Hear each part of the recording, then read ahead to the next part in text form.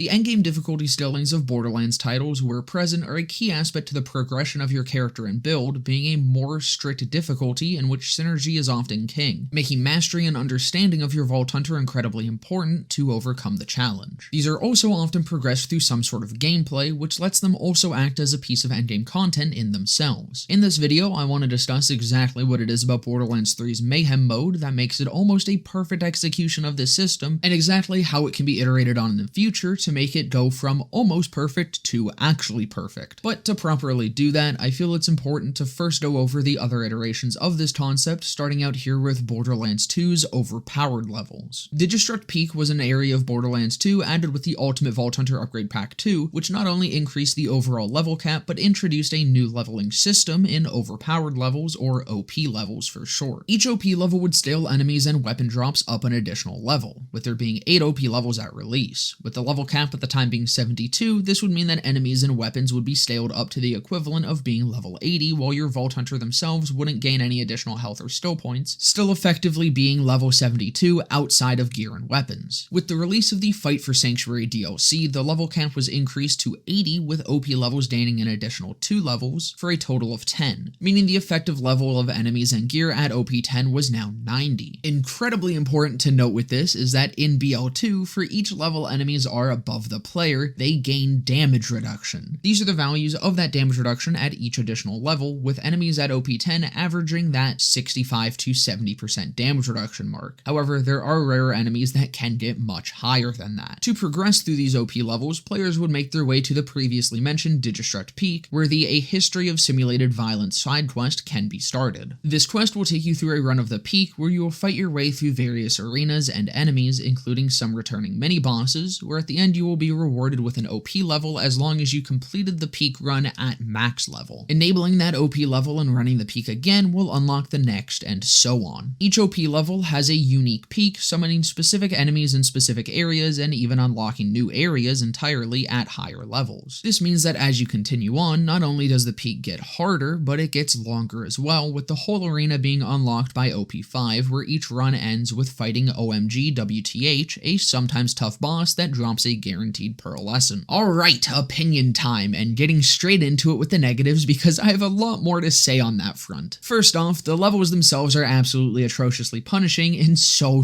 many ways. Enemies are a higher level entirely, meaning that they are dealing more damage to you, have more health, and gain that pretty significant damage reduction, all while your Vault Hunter is still just as squishy with this same amount of skill points. Action stills also don't get any sort of upgraded damage, meaning they become almost strictly utility for most characters, which is great for those whose action stills were designed around utility, but terrible for those that are named Gauge. You do get more damage through upgraded guns, however that damage increase being tied to just your guns means it only is accounting for the health increase of enemies, and not the damage reduction, as guns just are not balanced around doing 65% less damage. This leads to the notoriously strict gun meta of BL2's Endgame, as the only weapons that get to shine are those that are significantly overperforming or benefit from extremely potent synergies, further perpetuated by the fact that in BL2 the power of your Vault Hunter was much more dictated by your guns rather than your skill build, meaning if you decided to try and go off meta, you would be severely punished for doing so. The pool of off-meta options at the endgame was small and often quite weak, with many options requiring incredibly heavy investment just to make them somewhat viable. And with the importance of your guns keeping up with the increased stats during the OP level grind, this obviously means that you have to farm gear as you progress through the levels, the general advice being to upgrade every 2 or so levels. This means from OP 0 you will likely have to farm all of your guns again at least 5 times. This is incredibly tedious as is, but even more so as guns in BL2 can actually drop 2 levels higher or lower than your current level, with gear even during OP levels being able to drop 2 levels lower. So say you're on OP 6 trying to grind out your next set of gear, you have to fight against potentially getting OP 4 and OP 5 drops, which is just going to overall extend the grind. The damage reduction and the big health pools of OP levels also further doubles down on the importance of slag and creates an even bigger disparity between Vault Hunters that have inbuilt slagging abilities versus those that do not, with those that don't just straight up being more of a pain to play. Now, while all of these problems did exist since the inception of OP levels, the addition of OP 10 only made every single one of these issues more more apparent and just further compressed the modern day meta of BL2. Digistruct Peak itself is the one part of this whole system that I actually like, sort of. The peak is incredibly fun to run through, being a sort of proto-BL3 style takedown. It's difficult, but rarely ever unfairly so, making it incredibly satisfying when you do manage to get the hang of it. Having a repeatable mobbing section like this is also just fantastic for the endgame. It provides a great place for stress testing builds, lets you experience previously fought bosses in a new environment, and has some cool and unique scenery, all while just being a pretty fun mobbing section to return to and offering a guaranteed pearl at the end of it.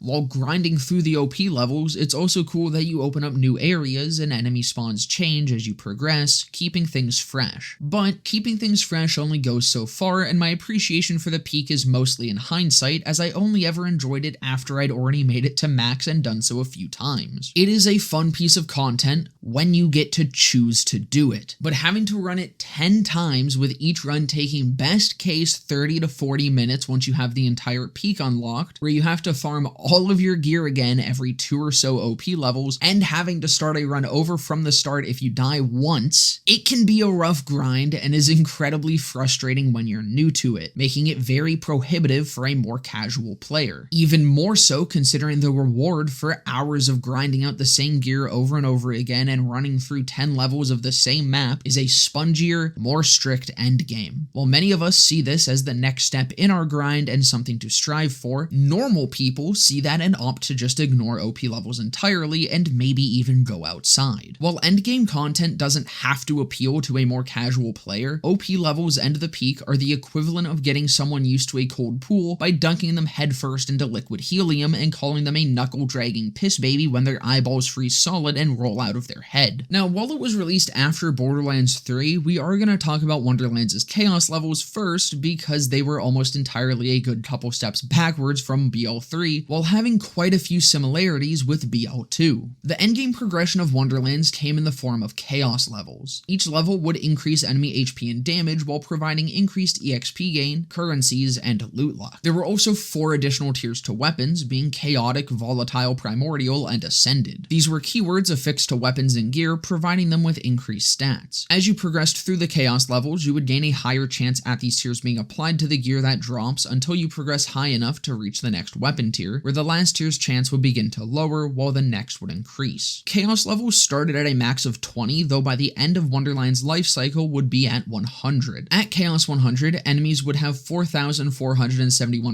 HP, 200% damage, and 51.61% of gear would drop at Ascended, with the rest dropping as Primordial. To climb your way through these levels would require the player to complete a Chaos Chamber, a series of randomly selected dungeon rooms strung together with a mini-boss at the midpoint and a boss at the end, where upon completion, you could spend the currency gained during that run to roll for your desired loot. Once you leave the chamber, you will be able to apply the next level. From Chaos 1 to 50, you will earn 5 levels at a time, while from Chaos 50 to 100, it is 1 at a time, meaning a total of 60 Chaos Chambers are required to get from level 1 to 100. I'm not going to talk too in depth on the chambers themselves, as that's something I've already done. If you're interested in the full nitty-gritty of Chaos Chambers, I highly recommend taking a look at my dedicated video on them, which should currently be popping up in the top right corner and will be linked down in the description below. But for the purposes here, I'm going to just cover the most relevant points. Chaos Chambers not only act as the endgame progression for these levels, but they're practically the entire endgame content while also being the best source of loot, as dedicated farming sucks in Wonderlands. In a vacuum, the chambers are unique and pretty fun pieces of content, even if a little bare bones at times. But when you have to slog through 60 of them to progress the endgame scaling, have to use them to grind your gear, and they're pretty much the only content to run in the game, with even the raid bosses being locked behind them, they become an absolutely awful grind and get really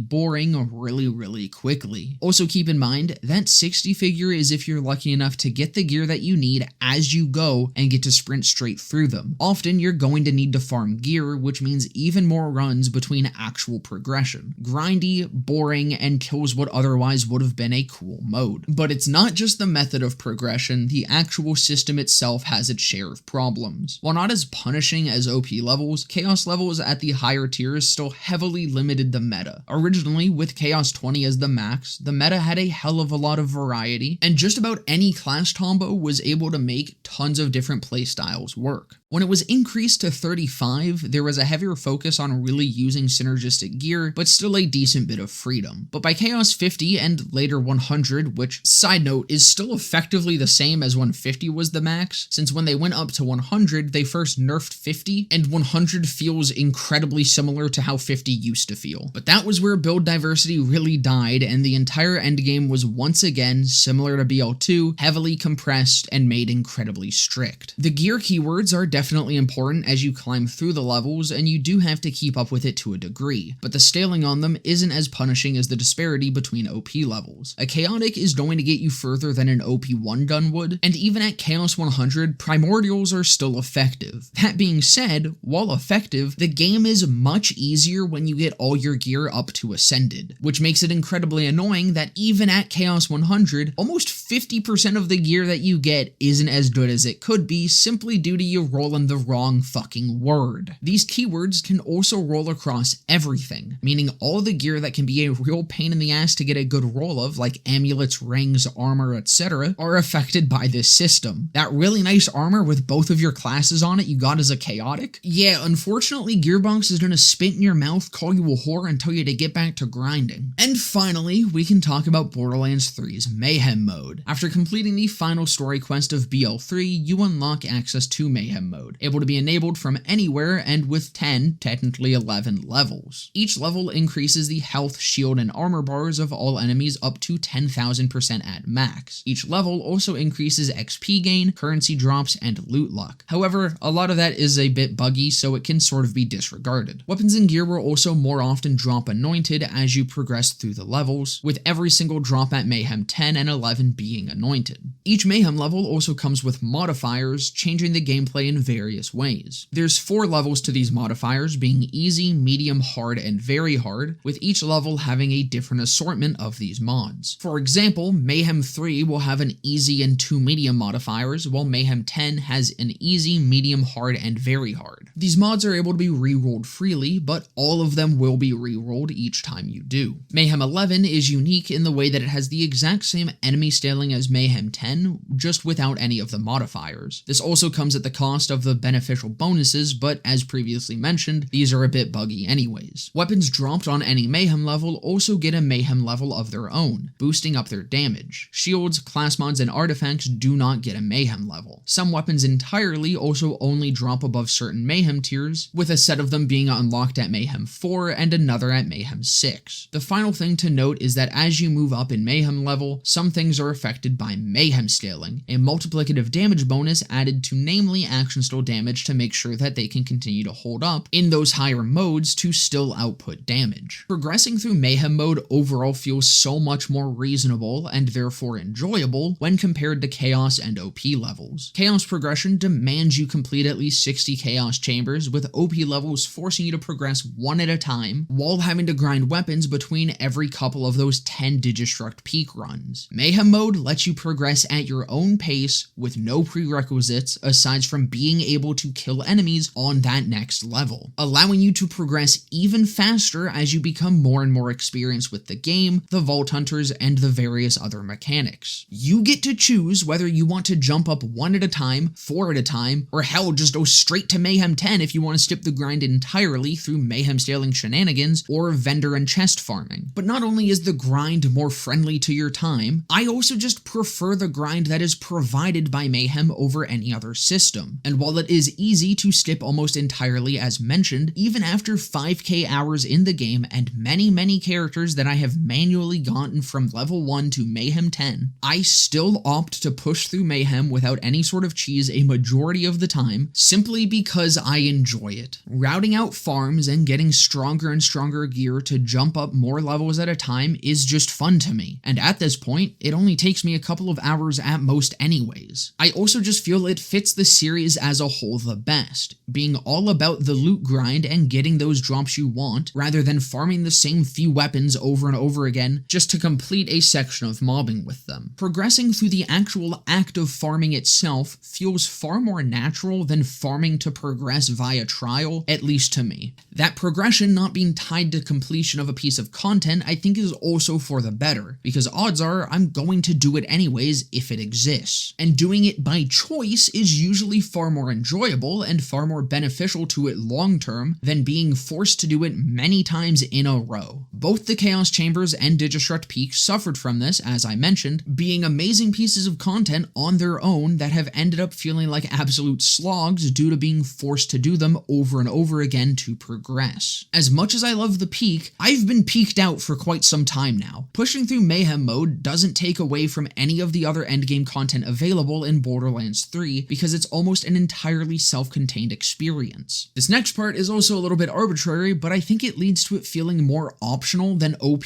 and Chaos levels. When you have progression tied to an actual piece of content staring you in the face, it can feel worse when you don't progress through it rather than when it's just a slider in a menu. I've often seen people frustrated or disappointed that they can't manage to push themselves all the way through OP levels. Yet when I see people that haven't been able to get to higher Mayhem levels, they're usually happy to just play where their current setup works, even if it's at a lower level. The actual scaling of Mayhem Mode also overall feels so much better and so much more accessible than the other iterations. Don't get me wrong, Mayhem 10 or 11 is still a challenge, as it should be, being the highest difficulty in the game, and synergies are still incredibly important, along with that good understanding of your Vault Hunter. But there are so many more playstyles available rather than most Vault Hunters having to boil themselves down to their absolute strongest option available due to incredibly punishing and extreme scalings. There is a lot of room still for fun, experimentation, and just super goofy builds, especially with the introduction of that Mayhem scaling on action skills. Enemies are pretty damn tanky, however they are on level with your Vault Hunter, meaning none of that insane damage reduction that the weapons aren't balanced for. This also goes to make sure that the Mayhem tiered weapons actually feel properly scaled for their respective levels, and allows for a wide variety to be usable in the endgame, even many non-unique purple tier weapons being pretty viable. This is an issue that was also addressed in Wonderlands, however the Chaos locked keyword scaling was far less satisfying due to their level of impact and associated grind. Weapons dropped on Mayhem are always dropped at that Mayhem tier, making farming for them significantly less of a pain. You get to be hyped when you see the weapon drop without having to worry that when you hover over the item card, it's gonna be below your current OP level or it's not going to be ascended. When you get a drop on Mayhem, it is going to be balanced for that level. The lack of enemy damage scaling is also something I feel worth mentioning, even if not really that big of a deal. Regardless of enemy damage scaling, the endgame of the Borderlands franchise often sees enemies able to take you out in a few hits, with the health gate mechanic being the centerpiece of survival. But when the enemies are getting higher damage scaling, it just makes that even more extreme. It's one of those things that doesn't really make anything more difficult rather than just more frustrating, and the gameplay and even build diversity to an extent is better without it. Just imagine trying to play Red Tree Moes with OP 10 enemy damage. But of course, this video is about how Mayhem Mode is almost perfect, because unfortunately, it is not, and there is still definitely some room to improve. Most of this room is surrounding the Mayhem modifiers themselves. As a system, I think the Mayhem mods are a pretty cool and very fun idea with some serious potential. A system that can drastically change the way engagements play and heavily alter gameplay is a great way to make Mayhem Mode unique. It allows not only for each level to play very differently from each other, but even at the max level, the gameplay experience can be heavily altered at any time to keep things fresh. That being said, the system fails heavily in this. Every modifier should ideally do one of two things. One, make the gameplay more difficult through either changing how you have to interact with enemies or how the enemies interact with you, or two, change the actual gameplay itself in some meaningful manner. Currently, very few do either of these things. A majority of mods do little to nothing or just don't change the gameplay effectively enough to actually impact how you have to go about playing. A great example of this is the Ticked Off mod, a supposedly hard mod that reduces elemental status effect damage against enemies by 90%. Status effects in the endgame of BL3 don't do shit damage-wise except for a very small handful of builds. Another example is the Floor is Lava, a mod that summons a fire puddle under your feet if you stop moving during combat. This effectively only works to fuck with flak builds that like to use turn, tail, and run, because who the fuck else is standing still in the middle of combat? A lot of the other mods are just lame, being something that just changes numbers of some type of damage. The Elemental Nova mod that spawns enemies imbued with a certain element that will explode in a nova of that element while also being immune to it. It's actually pretty nice if you roll this modifier for an element that you're not using, because those novas aren't really that bad to deal with, and the immunity means nothing in that case. So effectively, it does nothing. But if you roll it for an element that you do use a lot of, it can be one of the worst mods to deal with. Another example is the very hard Not the Face mod, just simply reducing critical hit damage by 75%. No one should ever use this. None of those mods hit either of the previously mentioned targets. While some of them, like Not the Face, makes enemies far harder to kill, it's not doing it in a way that's actually more difficult. You're not having to think harder about your gameplay or interact differently, you're just going to interact longer. There's a very big difference between difficulty and tedium. There are actually some good mods in here though. Postmortem, Buddy System, and Freeze Tag all summon something that makes you change your target priority. The medium modifier, Mob Mentality, increases the damage and fire rate of grouped up enemies, making you have to be more wary of engaging with them, and making crowd control an even more valuable asset. These mods hit goal number 1, changing how you have to interact with engagements. But some of the easy modifiers also showcase point 2. Galaxy Brain being a big head mode and Speed Demon providing stacking movement speed on kill are both affecting the gameplay in a very drastic and very noticeable way, even if not necessarily adding difficulty and even being beneficial in many ways. But they are fun and they have more diverse gameplay, significantly more than many of the medium to very hard modifiers do. A massive pain in all of this as well is that to change out your rolled mods, you have to randomly roll all of them over again. Manage to roll really good mods everywhere but pain tolerance in your very hard? Sucks to suck, bitch ass, re-roll everything or never deal damage again. All these issues with the modifiers is what eventually led to Mayhem 11, effectively an admission that this part of the system was flawed, and conveniently a great thing for me to point at to prove my point. Barely anyone that plays at Max Mayhem is going to be running Mayhem 10, including myself, even though I do enjoy playing with a good amount of the modifiers. It's just that the two levels feel almost identical in difficulty. 11 is just a slightly more consistent experience. So how do we fix this? First off, just let us choose mods. Prior to Mayhem 11, most people would spend however long was required to get a roll on their mods that they liked, often coming down to a mix of the same list of everyone else. Mods were effectively chosen already, it was just a matter of spending the time required to choose them. This would practically just be a quality of life change more than anything. But let's get a little more creative than just that. Currently, climbing through Mayhem and the progression itself is sort of the reward of Mayhem mode, with the mods being there to augment and add difficulty, at least in structure. Again, in practice, the mods end up being tacked on and really don't do too much. So what if instead the mods were a reward? And I mean that quite literally. Each Mayhem level starts out unmodified, with mod slots being unlocked as you progress through the levels, gaining a slot every 2 levels, where at Mayhem 10 you would have 5 total available slots to equip mods to. These slots would have tiers, probably 1 through 3, to make sure that you could only equip so many mods of a certain tier, emulating the current easy to very hard distinctions. Mods themselves would be earned through the completion of simple challenges, those tasks with multiple tiers that are like kill X amount of enemies with a sniper rifle, which perhaps completion of the final tier of that challenge would be what rewards the big head mode modifier. Tier 1 mods would be things like the current easy modifiers, Galaxy Brain, Speed Demon, or the current Loot Explosion. Things that just augment gameplay in a way that arguably just straight up benefits the player, but does so in a way that makes things more interesting and varied. Tier 2 would be for weapon augmentation. Something like critical hits have a chance to explode but deal 15% less damage, with each of them coming with some sort of small drawback. And here's a list of other ones I thought up because I briefly got distracted by this idea. Tier 3 would be the mods that benefit the enemy in some way, but as we talked about, in a way that changes up gameplay in a manner that you'd have to adapt to. Things like Buddy System or Mob Mentality, but also of course doing some new things. Some enemies spawn as medics, emanating a healing aura around them every couple of seconds. Enemies gain increased melee damage and will more aggressively try to slap the shit out of you. Enemies have a 5% chance to fight with a legendary weapon, being guaranteed to drop it when they die. Some of these could also have some unique benefit baked into it like that one, but each tier 3 slot should also have a bonus that is active as long as the slot is in use to further incentivize the use of them. Something generic like bonus XP and higher loot quality. The goal with this system though would be to make these mods feel like a part of your build. While equipping them can come with some downsides, the upsides would be things that could allow you to even further min-max your setup. Say you're going for a sniper build. Equipping Big Head Mode, a tier 2 that gives you bonus sniper damage at the cost of max health, and a tier 3 that gives 60% of enemies body armor, reducing body shot damage but leaving their crits unaffected. In this example, you're able to equip mods where each of them comes with some sort of negative effect, but your specific playstyle is able to circumvent those downsides. But that's just my thoughts and suggestions on the matter. If you've got your own, I'd love to read them down in the comments below. If you like these sorts of discussion videos about Borderlands, then you're in luck because I've got a whole playlist dedicated to them. And if you're looking forward to more, definitely consider subscribing because I enjoy making them. I will be live right after this video goes up right here on YouTube and also over my Twitch channel, where there will be a link to down in the description below. And just under that is a link to my Discord server where you can come and join and hang out. But with that all being said, I hope to see you guys in the next one.